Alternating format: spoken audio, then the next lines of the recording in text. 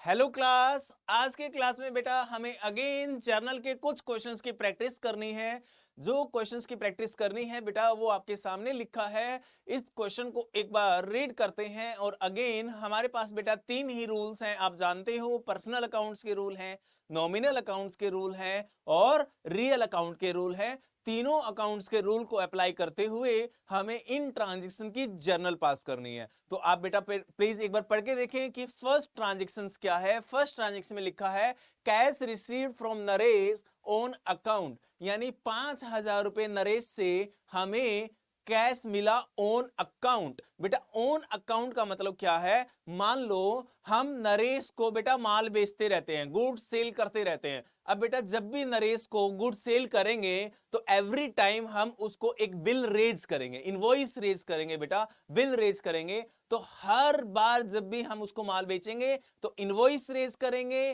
तो जब भी हमारे पास पैसा आएगा तो बेटा वो इनवॉइस वाइज आएगा, ताकि कल को ट्रैक किया जा सके किस इनवॉइस का पैसा आ चुका है और किस इनवॉइस का पैसा अभी तक हमें नहीं मिला। तो नरेश से हमें जब भी पैसा मिलेगा तो इनवॉइस के अगेंस्ट में मिलेगा। जो इनवॉइस हमने रेज कर रखे होंगे उन इनवॉइस के अगेंस्ट में हमें पैसा मिलेगा। But on account, on account का मतलब है नरेश से हमें ऑन अकाउंट अभी पैसा मिल गया, हमें नरेश ने ये नहीं बताया कि किस इनवॉइस के अगेंस्ट में है, किस बिल के अगेंस्ट में है। वो बाद में क्लियरिटी मिल जाएगी। इसलिए वो पैसा जब नरेश से आएगा तो ऑन अकाउंट हम खड़ा कर देंगे उसके अकाउंट में, हम किसी बिल के अगेंस्ट में सेटल नहीं करेंगे वो पैसा।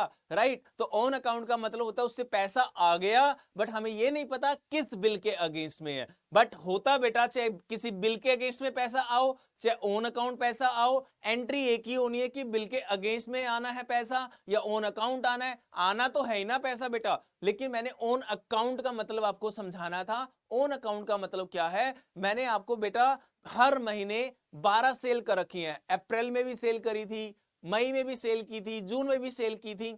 आज आपने जो 5,000 रुपए दिया है वो किसी सेल के अगेंस्ट में नहीं दिया, किसी बिल के अगेंस्ट में नहीं दिया, आपने वैसे ही पकड़ा दिया ये 5,000 रुपए पकड़ो। मैंने कहा किस बिल के अगेंस्ट में है? कौन सी सेल मैंने 5,000 की करी थी जिसके बदले आपने ये 5,000 दिए? कह रहे सर अभी चेक नहीं किया, हम चेक करके बता देंगे किस सेल के अगेंस्ट में है आपकी। तो उसको कहते हैं ऑन अकाउंट। अभी ऑन अकाउंट पैसा आ गया बेटा, हमने किसी बिल के अगेंस्ट में एडजस्ट नहीं किया और ना कर सकते हैं जब तक वो बिल नंबर नहीं बताएगा।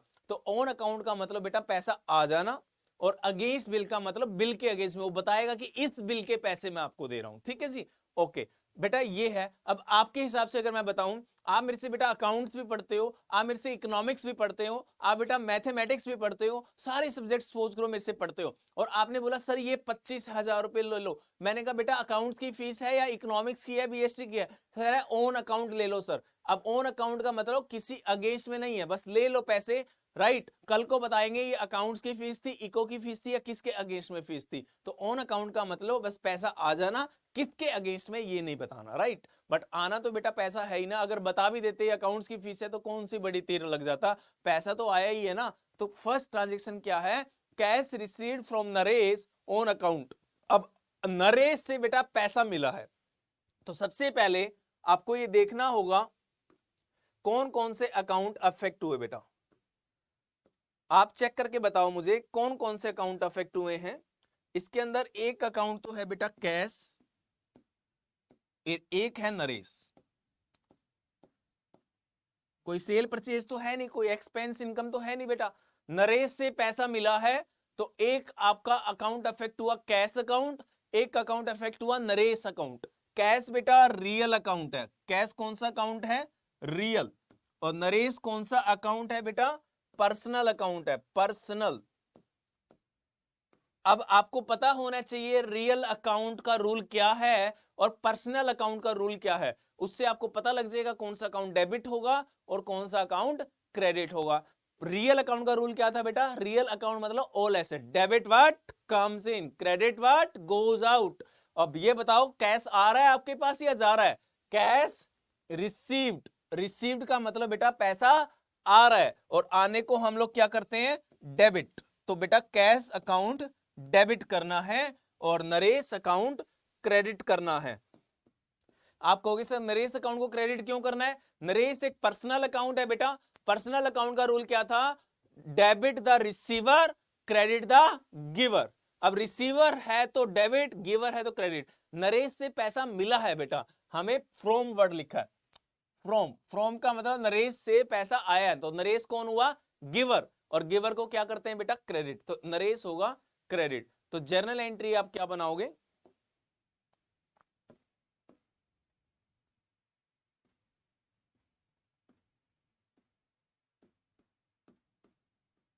Cash account debit to Naresh.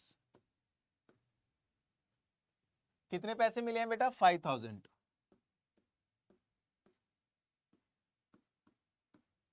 Narration डाल देना बीच में, बीइंग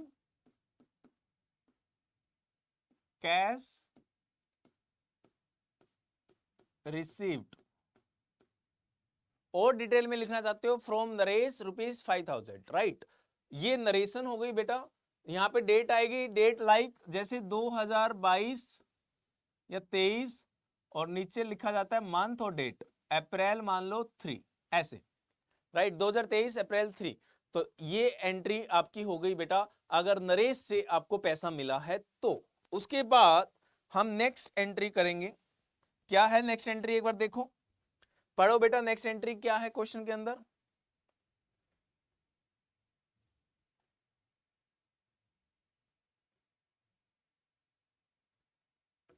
नेक्स्ट एंट्री है बेटा सैलरीज पेड, सैलरीज पेड। अब कौन कौन से अकाउंट अफेक्ट हुए बेटा, आप लोग बताओ।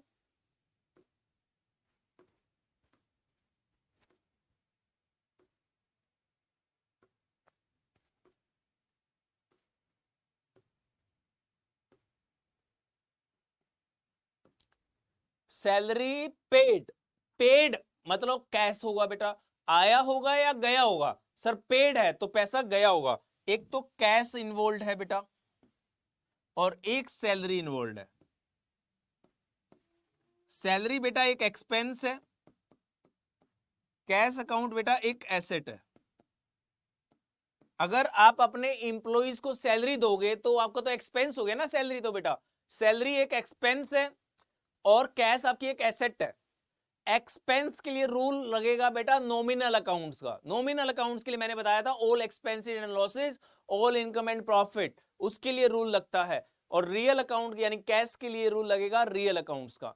तो रियल अकाउंट का रूल क्या था? Debit what comes in, credit what goes out. जो आएगा डेबिट, जो जाएगा क्रेडिट। तो बेटा आपके पास इस ट्रांजैक्शन के अंदर अगर पेड वर्ड लिखा है तो पेड का मतलब आउट, पैसा जाएगा बेटा, राइट। अगर पैसा जाएगा तो हम इसको क्या करेंगे? क्रेडिट करेंगे। और सैलरी बेटा एक एक्सपेंस है। नॉमिनल अकाउंट का रूल था debit all expenses, credit all income. सारे खर्चों को डेबिट करना है, इसलिए हम सैलरी को क्या करेंगे बेटा? डेबिट करेंगे। तो इसकी जनरेशन क्या हुई? एक तरह से क्या इसकी फाइनल एंट्री होगी? Salary account debit to cash account.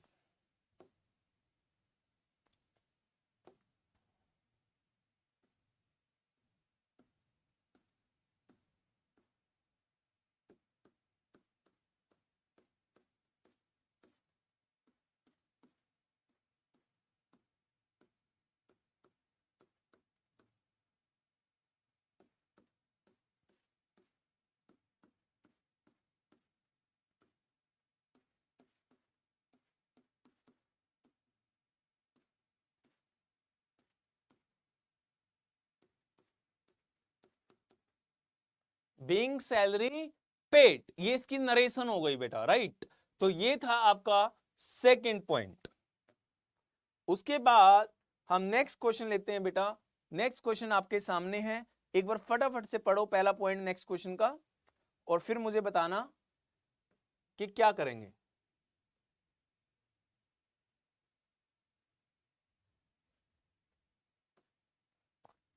Second word में फर्स्ट है Ram invested capital in cash 1 lakh.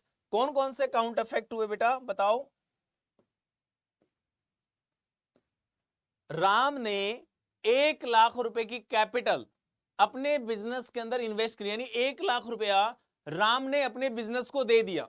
तो बेटा हमें तो बिजनेस के अकाउंट्स पढ़ने हैं, आप बिजनेस के हिसाब से बताओ, अगर राम बिजनेस को 1 लाख रुपए पे कर रहा है, यानी अगर राम बिजनेस को 1 लाख रुपए दे रहा है, तो बिजनेस के हिसाब से बताओ कैश आएगा बिजनेस के पास या जाएगा? सर कैश बिजनेस के पास आएगा, और अगर कैश आता है बिजनेस के पास तो क्या था बेटा? Real account debit what comes in. Cash business के पास आया है तो हम कैश को क्या करेंगे? डेबिट करेंगे। एक तो कैश अकाउंट इन्वॉल्व है बेटा।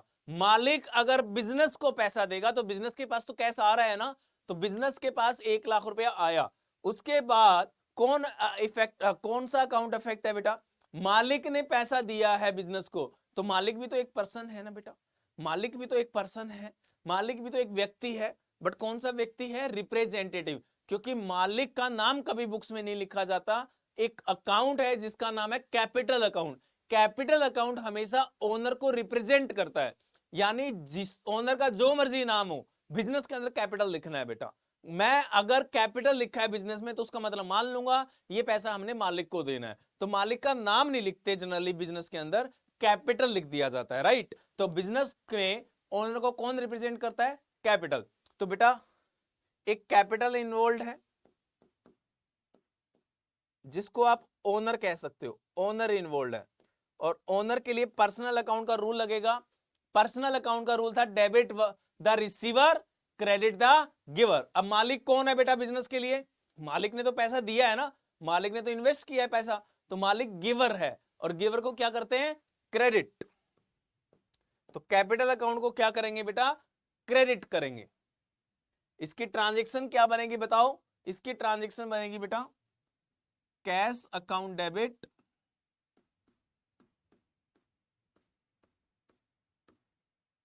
टू ओनर नी टू कैपिटल अकाउंट।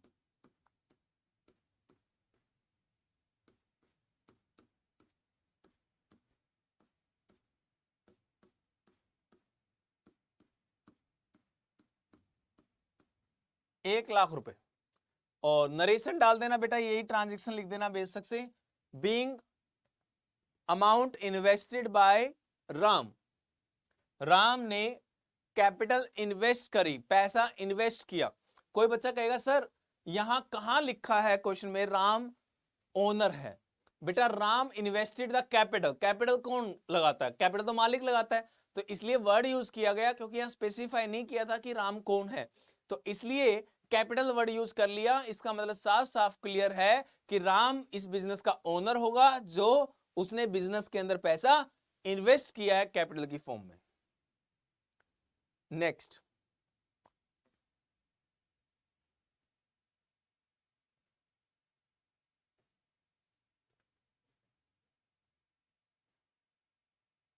अब नेक्स्ट बेटा क्या है देखो, नेक्स्ट पॉइंट है purchased goods from Paras. Paras से हमने 10,000 रुपए का माल खरीदा, गुड्स खरीदे। अब पारिस से बेटा 10,000 के गुड्स खरीदेंगे, तो गुड्स खरीदना बेटा परचेजेज है बिजनेस के लिए, और मैंने पहले की क्लास में भी आपको क्लियर किया था, अगर बिजनेस परचेज ऑफ गुड्स करेगा यानी माल को खरीदेगा तो बिजनेस के लिए वो एक एक्सपेंस है, और जिस एक्सपेंस का नाम रखा गया परचेजेस। तो बेटा एक अकाउंट तो इसमें अफेक्ट होगा परचेजेस, जिसमें नॉमिनल अकाउंट का रूल लगेगा, और नॉमिनल अकाउंट का रूल कहता था डेबिट ऑल एक्सपेंसेस। अगर परचेजेस को हम एक्सपेंस मानेंगे तो परचेजेस को क्या करना है? हमें डेबिट करना है। तो परचेजेस अकाउंट डेबिट, यहां क्या लिखा जाएगा ऊपर? परचेजेस अकाउंट डेबिट टू में क्या आएगा बेटा? मुझे बताओ, पारिस से माल खरीदा है, क्या कैश वर्ड यूज किया? नहीं सर, कैश वर्ड यूज नहीं किया, तो मैं एज्यूम करूंगा कि ये पेरिस से उधार में माल खरीदा है, और पेरिस से अगर उधार में माल खरीदा है तो ये पेरिस कौन है बेटा? एक पर्सनल अकाउंट है, और पर्सनल अकाउंट में ये कौन हुआ? गिवर। पारिस से माल खरीदा है, पारिस ने माल दिया है ना, ही इज गिवर, तो गिवर को क्या करते हैं एज पर पर्सनल अकाउंट रूल? क्रेडिट करते हैं। तो इसकी जर्नल एंट्री क्या बनेगी? Purchases account debit to Paras, right. कर लोगे? हाँ सर कर लेंगे ये तो बेटा ये भी हो गई हमारी ट्रांजेक्शन, ये भी हो गई। थर्ड है purchase goods for cash.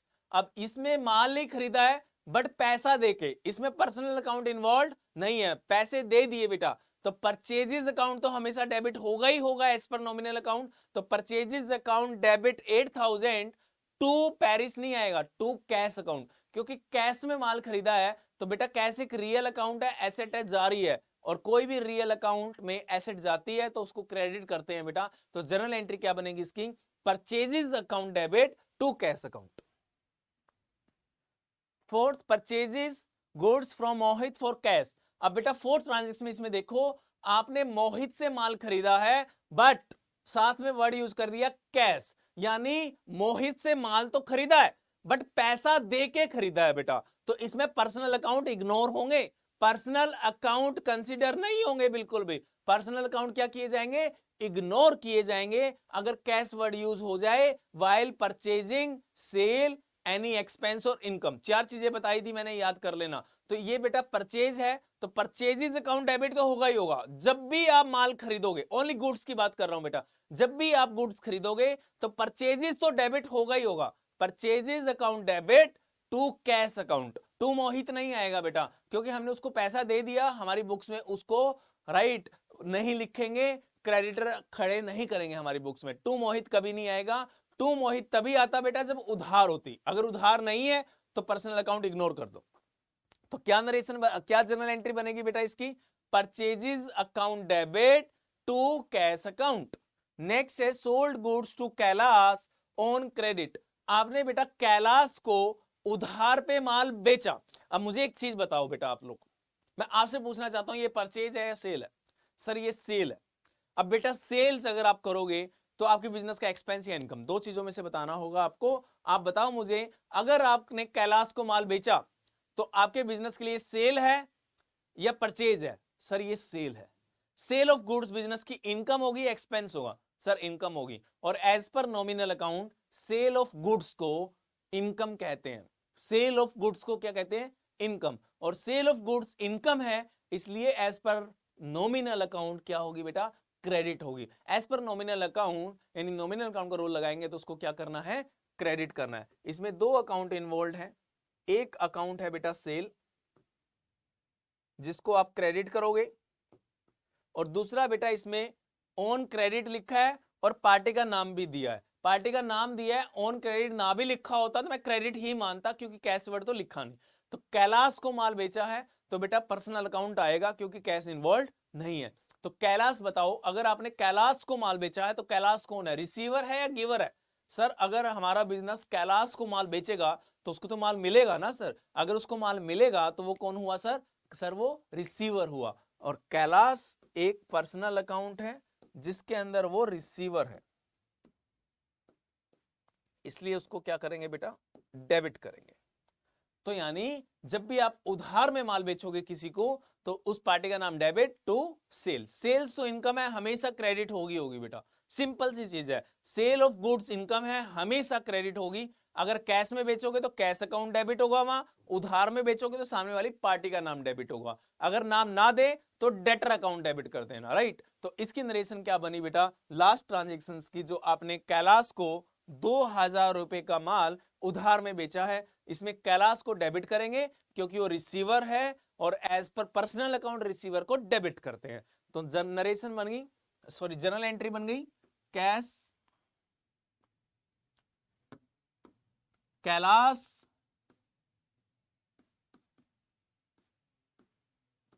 Account लगाना है तो बेटा ऊपर एस लगाना पड़ेगा, कैलाश अकाउंट डेबिट। अकाउंट लगाना है, कोमा लगा के एस लगाओ।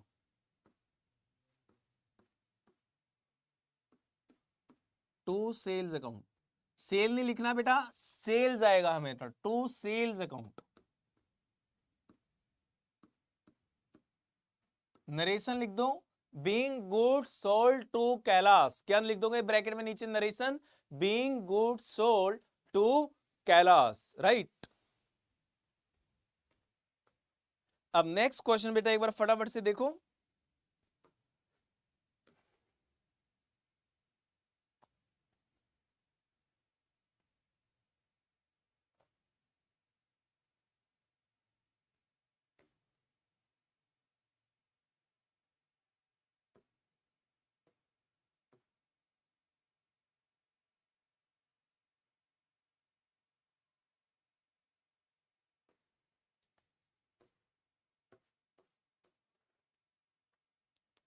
ये वाली एंट्री देखो बेटा, 1500 रुपए वाली एंट्री देखो, sold goods to Nadeem for cash. आपने नदीम को बेटा सेल करी है 1500 रुपए की, राइट? कितने रुपए की सेल करी है? 1500 रुपए की सेल करी है नदीम को, बट कैश में। अब एक बात बताओ, अगर कैश में आप माल बेचोगे नदीम को तो क्या पर्सनल अकाउंट आएगा? सर पर्सनल अकाउंट तो है इसमें नदीम, बट बेटा अगर कैश आ जाए, मैंने अगेन आपको बोला, अगर बेटा sale of goods, purchase of goods, purchase of asset, sale of asset, यानी सेल और परचेज कोई भी हो, और बेटा कोई इनकम और एक्सपेंस, जब इन चीजों की बात आएंगी, चार चीजों की, तब आपको पर्सनल अकाउंट को प्रायोरिटी ना देके रियल अकाउंट्स को प्रायोरिटी देनी है, कैश को प्रायोरिटी देनी है। इसके अंदर बेटा आपने नदीम को माल बेचा है, बट एक बात बताओ, अगर कोई चलता फिरता कस्टमर आपकी दुकान पे आ जाए, उसका नाम नदीम है, और 1500 रुपए का माल आप बेचते हो और वो आपके पैसे दे जाए, तो आप अपनी बुक्स में उसका नाम लिखोगे क्या? किसको? बंदे को? नहीं, आप लिखोगे सेल करी है और 1500 रुपए कैश आया है या 1500 रुपए बैंक में पैसे आए, ये लिखोगे, उस बंदे का नाम थोड़ी लिखेंगे। अगर कोई नदीम आए और उधार में माल लेके चला जाए तो हमें अपनी बुक्स में नाम लिखना पड़ेगा। तो उधार के केस में बेटा पर्सनल अकाउंट आते हैं, but cash cell cash purchase में पर्सनल अकाउंट नहीं आते। आपने नदीम को माल बेचा है, बट नदीम को कैश में माल बेचा है, इसलिए नदीम का नाम नहीं आएगा हमारी बुक्स में, कैश को प्रायोरिटी देंगे। अब बताओ, आपने बेटा सेल करी है और पैसा आया है, कौन कौन से अकाउंट है? एक तो सेल, सेल ऑफ गुड्स हमेशा सेल्स होगी, और सेल हमेशा इनकम है, तो सेल को आपको क्रेडिट करना ही करना है। इसका मतलब इस पॉइंट में सेल को क्रेडिट करेंगे और कैश आएगा। अगर माल बेचा है ना तो पैसा तो आएगा ना 1500 रुपए, तो 1500 रुपए आएगा तो रियल अकाउंट कहता है डेबिट कर लो, तो इसकी जनरल एंट्री होगी बेटा cash account debit to sales account. Point number 2 पढ़ना एक बार बेटा, क्या है point number 2? Goods returned by Kailash. Kailash ने गुड्स वापस कर दिए। कैलाश कौन था बेटा? यहां देखो, हमने कैलाश को माल बेचा था। जब आपने कैलाश को माल बेचा था, जब आपके बिजनेस ने कैलाश को माल बेचा था, तो कैलाश कौन था बेटा? रिसीवर था। कैलाश सामने वाला कौन था? रिसीवर था। अब वो माल हमें वापस कर रहा है, उसका माल वापस आ रहा है क्योंकि माल में कोई डिफेक्ट होगा, तो अब वो अगर माल वापस देगा हमें, तो बेटा वो कौन है? वो गिवर है। सर कैलाश गिवर है इस ट्रांजेक्शन में, 500 रुपए वाली ट्रांजेक्शन है ना सर, जो ये 500 रुपीज वाली जो ट्रांजेक्शन है, इसके अंदर कैलाश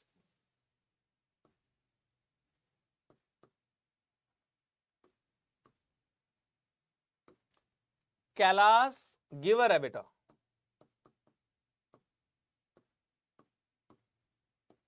और गिवर को क्या करते हैं हम लोग? क्रेडिट करते हैं। अब अगर कैलाश ने माल वापस किया है बेटा, तो कैलाश गिवर है, वो समझ में आ गया। बट ये क्या है गिवर में? सेल है या परचेज है? ना तो सर ये सेल है ना परचेज है। कैलाश ने ना माल वापस किया, रिटर्न किया। रिटर्न किस चीज की हुई? हमने कैलाश को माल बेचा था, सेल थी, और अब अगर माल वापस आया तो वो क्या होगी? सेल रिटर्न होगी। अब बड़ा आसान है बेटा, सेल आप क्या करते थे? सेल को आप क्या करते थे? सर हम सेल को क्रेडिट करते थे क्योंकि वो हमारी इनकम होती थी, सेल हम क्रेडिट करते थे। अब बेटा आप बताओ, अगर सेल को क्रेडिट करते थे तो सेल रिटर्न को क्या करेंगे हम? डेबिट, अपोजिट हो जाएगा ना। परचेज को अगर डेबिट करते हैं तो परचेज रिटर्न को क्या करेंगे? क्रेडिट, अपोजिट हो जाता है। सेल को हमने क्रेडिट किया था, तो अब सेल रिटर्न क्या हो जाएंगे बेटा? डेबिट। तो इस केस में एक अकाउंट अफेक्ट होगा बेटा, सेल्स रिटर्न, और सेल्स रिटर्न क्या होंगी बेटा? डेबिट। कोई कहेगा सर सेल्स रिटर्न डेबिट होंगी, कौन सा रूल लगाया? बेटा सेल क्रेडिट हुई थी, अगर आपने इनकम को क्रेडिट किया था, बट वो इनकम रिवर्स हो जाए, क्या हो जाए बेटा? रिवर्स, वापिस आ जाए माल, तो उसको कम करना पड़ेगा सेल को या नहीं करना पड़ेगा? हाँ सर करना पड़ेगा। तो सेल बेटा कम करने के लिए, सेल के तो बैलेंस क्रेडिट थे, अब क्रेडिट ही कर दूंगा मैं तो प्लस हो जाएगा, क्रेडिट में क्रेडिट करोगे प्लस हो जाएगा। क्रेडिट का अमाउंट अगर कम करना चाहते हो तो क्या करना पड़ेगा बेटा? डेबिट। जैसे प्लस की चीज में अगर कोई आइटम कम करनी है तो माइनस करते हैं ना, ऐसी ही क्रेडिट की आइटम कम करनी है तो डेबिट कर दो उस चीज को। तो सेल रिटर्न को डेबिट इसलिए किया गया ताकि सेल रिटर्न सेल से क्या हो सके? माइनस हो सके। हमेशा बेटा सेल रिटर्न सेल से माइनस होती है, परचेज रिटर्न परचेज से माइनस होती है। इसलिए हम क्या करते हैं, अगर हमने परचेज को डेबिट कर रखा है तो परचेज रिटर्न को क्रेडिट, अगर हमने सेल को क्रेडिट कर रखा है तो सेल रिटर्न को डेबिट कर देते हैं, ताकि उसका रिस्पेक्टिव अकाउंट अपने आप ऑटोमेटिकली रिड्यूस हो जाए, अमाउंट सेल अकाउंट से अपने आप वो अमाउंट कम हो जाए। हमने यहाँ पे 2000 का माल बेचा था, 500 रुपए का माल उसने वापस कर दिया, हमने सेल रिटर्न को डेबिट कर लिया ना। एक तरफ सेल है 2000 से क्रेडिट, एक तरफ सेल रिटर्न है 500 से डेबिट, तो नेट इफेक्ट क्या हो गया, 2000 में से 500 कम कर देंगे, 1500 रुपए की सेल रह जाएंगी और हमारा प्रॉफिट एंड लॉस अकाउंट बिल्कुल करेक्ट होगा, राइट, और समझ भी आएगा। तो बेटा ये आराम से कर सकते हैं। अब जो ये नीचे वाली बेटा 5 आइटम रह गई, राइट, इन 5 आइटम को हम नेक्स्ट क्लास में कवर करेंगे, राइट। अगर आपको बेटा इन पांचों आइटम में कोई भी चीज समझ में आती है, जैसे एसेट खरीदी है, एसेट खरीदने से मशीन आएगी, कैश जाएगा, मशीन और कैश दोनों एसेट है बेटा, इस पे रियल अकाउंट का रूल लगाओ, 1 मिनट में कर लोगे। उसके बाद है पेड टू हारिस, ये मैं एंट्री करा चुका हूं बेटा, ऊपर भी आपने ऑन अकाउंट पैसे दिए थे। Cash withdraw for personal use, right, ये मैंने आपको समझाना है, अभी मत करना।